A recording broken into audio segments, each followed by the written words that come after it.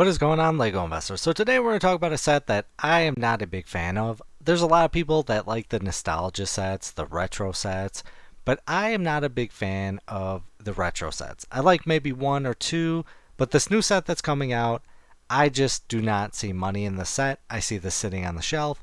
I think this is going to be a big clearance set. And ultimately, I think people are going to pass it up. So I'll give my thoughts and opinions on it. I would love to hear your thoughts and opinions. Please comment down below. It will definitely help the channel and will help the community. So today we're going to talk about the Retro Radio, item number 10334. So the set comes with 906 pieces and it retails for $99. I think this set is a little expensive. I think this should be a $69.99 set, but ultimately I think LEGO is overpricing these sets that are interactive and make noises, and I think we're going down the wrong path with this. I think LEGO is making a big mistake because these cheap features are really going for a premium.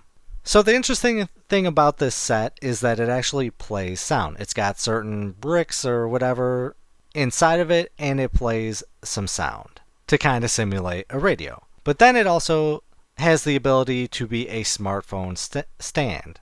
So I guess you could play your music, but it doesn't have a amplifying speaker function. I'm not a really big fan of that. I think that, they were trying to be clever, but it fell short. Somebody's going to put their phone in it, and then they're going to go up to it, have to adjust it, and I think it's just too much effort for something that's clever, but it's ultimately not worth it. And I think they're charging a premium for this set. And I will say right off the bat, I think they did a terrible job in selecting the color for this set. I think they should have went with a different design and a different color. I think the color is going to turn off a ton of people.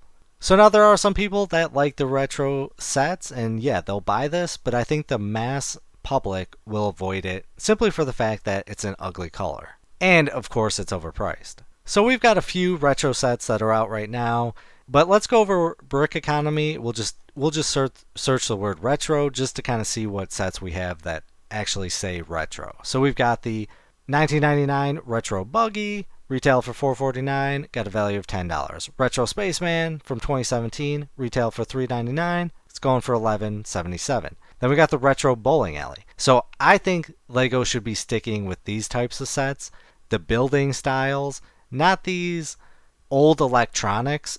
I don't think it's been long enough for LEGO to be making electronics to where people would buy them in the LEGO form. I think we've got another 20, 30 to 40 years before these types of electronics become hard to find.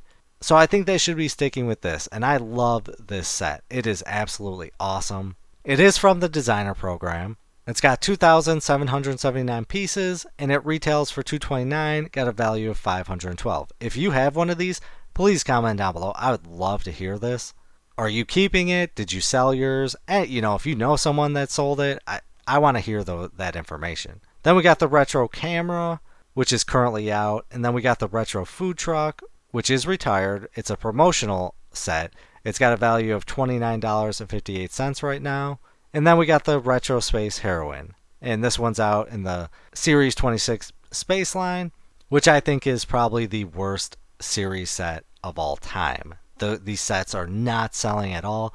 They're always in stock of everywhere I go, and people are just not really digging this set. And I think LEGO, again, I'm going to make separate videos on this, but I think LEGO went too hard on the space theme this year. I think they way overdid it. They oversaturated it. And to have a full series line of space minifigures, I think just was a very big mistake, and they're going to see the consequences of that. So some other retro sets that are out. Let's check out the typewriter. This is an awesome set. I really like this set. It retails for $249. It's easy to find, but the price tag is really high, so it deters a lot of people. I have not had any problems having the ability to buy this.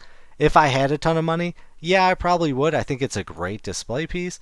Some might say this is retro, some might say it's not. I classify it as, but I think this one will do okay if you got it on sale. And then we got the retro camera. So I'm kind of torn on this set. Some people have said that in the comments they like this. I am kind of torn on it. I do not like this set. I think it's an okay display piece. $20 is a great price, but it is not selling. It is not popular at all in stores. Now, I'm not talking about online. This could be flying off the shelves on Amazon, but I'm talking about Target, Walmart, everywhere. This set just is not selling, and I think there's just some sets that just people don't want. I'm going to make a dedicated video on this later. I might want it. You know, if you get it for $10 in clearance, yeah, I think you might be able to make $10, maybe even 20 if you're lucky. But I would love to hear your thoughts on this set. Do you like this retro set, or do you kind of agree with me, like Lego should kind of hold off on the electronic retro sets right now? Then we got the retro roller skate. I think this is going to be an epic failure. I mean, this is niche. It's going to be a set that sits on the shelves. I think the coloring is wrong. They should have went more for guys and girls, and I think the three sets that you can make with it are just kind of ugly. I mean, it's cool that, you know, you get the 3-in-1 option where you can make the skateboard and then the boombox. But I just think they're all ugly. I think this one's going to be an epic failure too. And I think they're trying to play the nostalgia factor, and they're coming in really, really short and ultimately making bad decisions on the designs and colors. So let's take a look at how the typewriter is doing right now, because I think that's the strongest. So this one is doing, let's see, 125, 150, 112, less than 200 here, 166. So they're coming in. It's a lot lower than I expected. Pre-owned is $57. So this tells me that even this popular old school looking set, even though it doesn't say retro, I think when it comes down to the retro radio, it's going to do far worse than the typewriter. And that's why I'm looking at the typewriter right now. And I really think they knocked it out of the park with this set. Again, the color is a little bad, but it works with this set. I kind of like it.